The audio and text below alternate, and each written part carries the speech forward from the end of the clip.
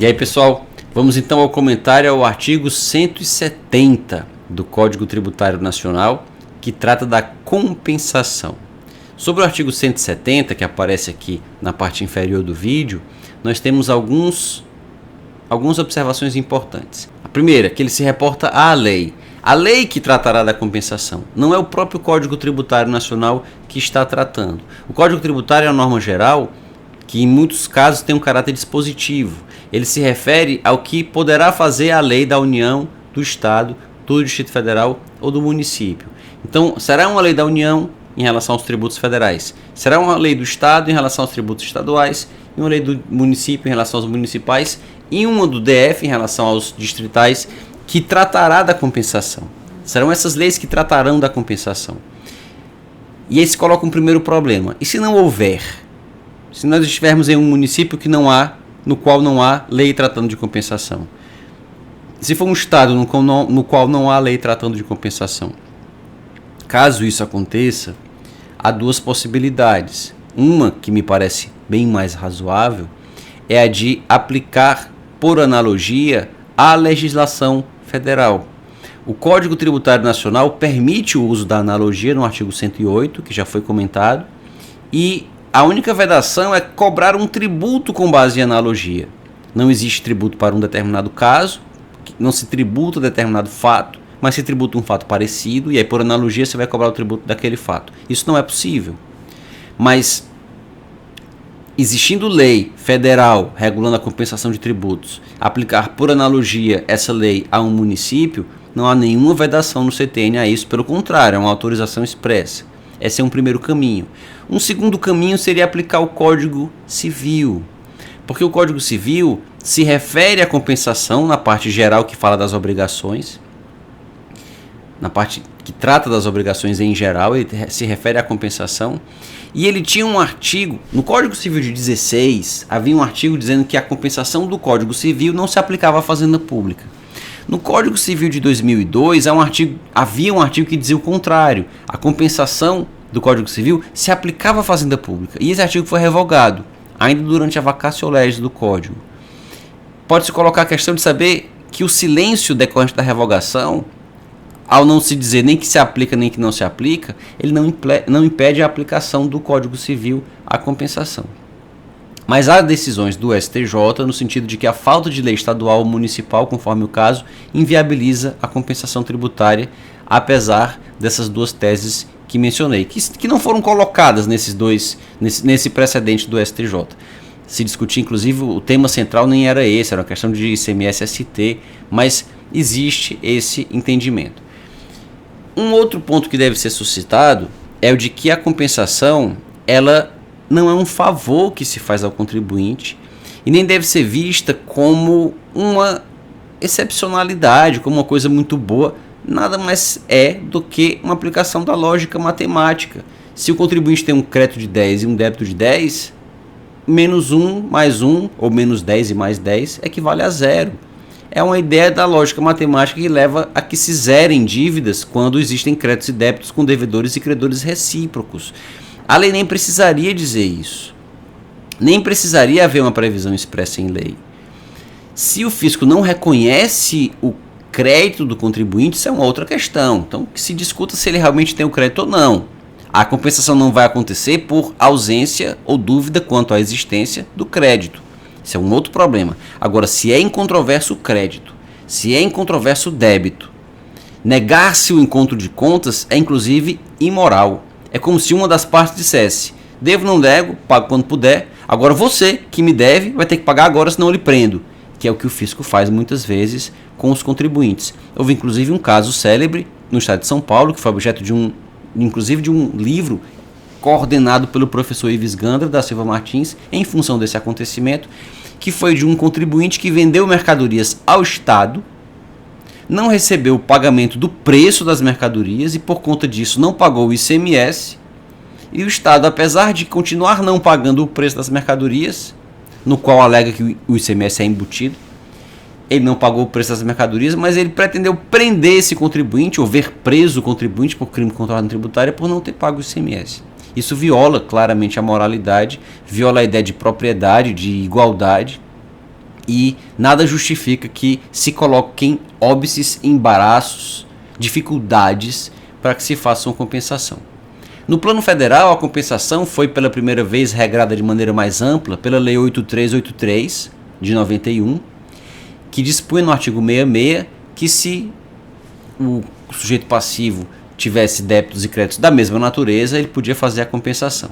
Era uma compensação feita por sua própria conta e risco, na sua própria escrita fiscal. Se ele pagou a mais o tributo em um mês, no mês seguinte ele pagava a menos aquele mesmo tributo e fazia a compensação na sua contabilidade. Se ele um dia fosse fiscalizado e o fiscal não concordasse com a compensação, o fiscal lançaria de ofício a quantia que deixou de ser paga porque foi compensada. Se passassem 5 anos e isso não acontecesse, decairia o direito do fiscal de fazer isso. Colocou-se a dúvida sobre saber se essa compensação poderia ser feita com quais tributos, porque a lei se referia a tributos da mesma natureza. O que eram tributos da mesma natureza? O fisco defendia que era o mesmo tributo. Então, se o contribuinte pagou a mais IPI, só podia compensar com IPI.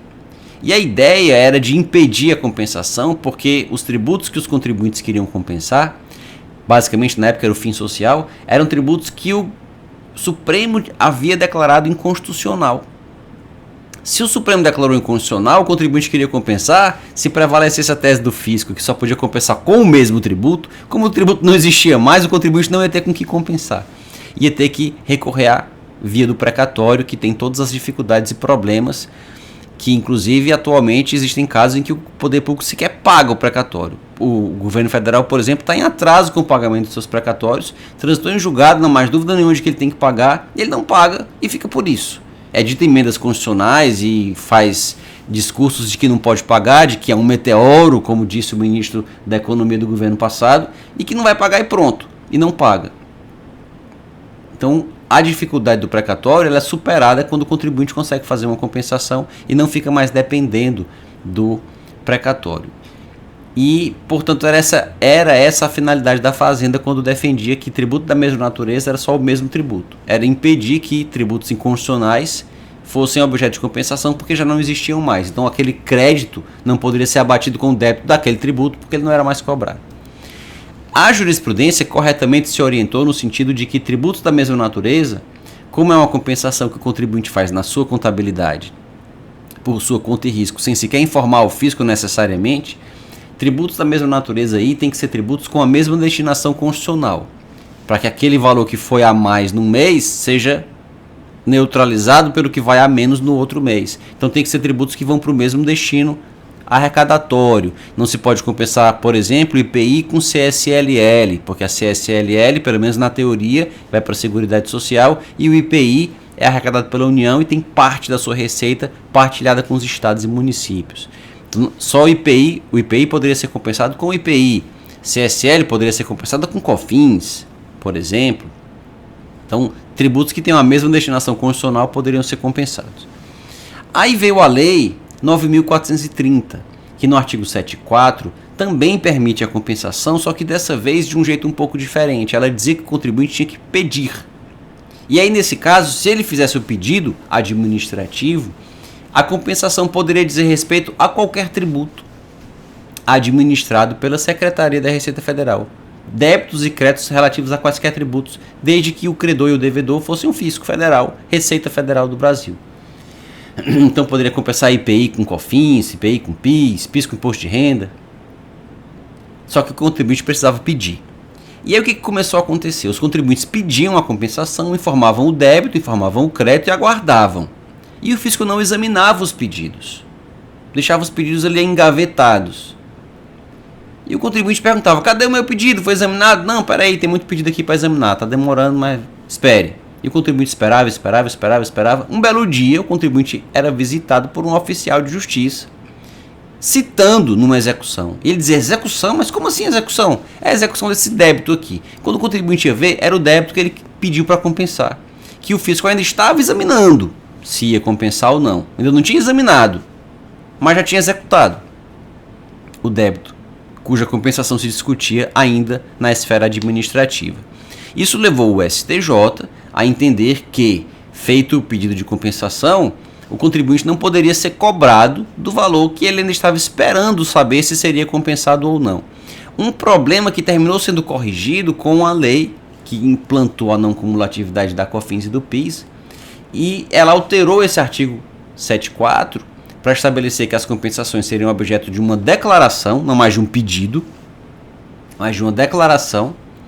Enquanto a declaração não é apreciada, a compensação está consumada e o crédito está extinto.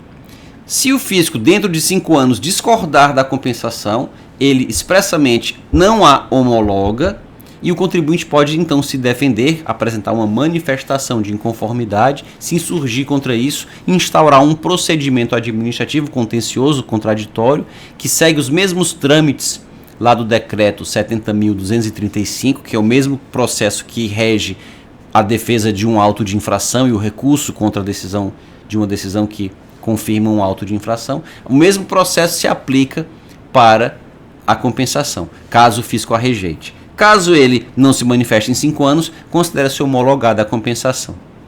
Então, e enquanto se discute a compensação, tanto durante o período em que ela foi declarada e não foi rejeitada, que ela se considera consumada, e também no período, se houver a rejeição, em que há discussão administrativa, em todo esse período o fisco não pode cobrar a quantia.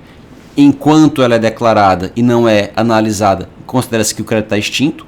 Se houver a insurgência do fisco dentro de 5 anos e o contribuinte se defender e impugnar isso, mantém-se suspensa a exigibilidade. Só ao final do processo administrativo é que o contribuinte poderá ser cobrado e compelido ao pagamento por meios diretos e indiretos. Então esses são os principais aspectos que precisamos saber a respeito da compensação. Há vários outros, eu deixo aqui alguma bibliografia indicada, o livro do Instituto Cearense de Estudos Tributários sobre compensação, o meu livro de processo tributário, cujos links vão aparecer também aqui na descrição do vídeo. Se tiver gostado desse, não se esqueça de curtir para informar para o algoritmo do YouTube que ele pode ser de interesse de pessoas que têm um gosto parecido com o seu. Deixar nos comentários o que pensa a respeito dessas questões e de se inscrever no canal para acompanhar os próximos vídeos. Até mais!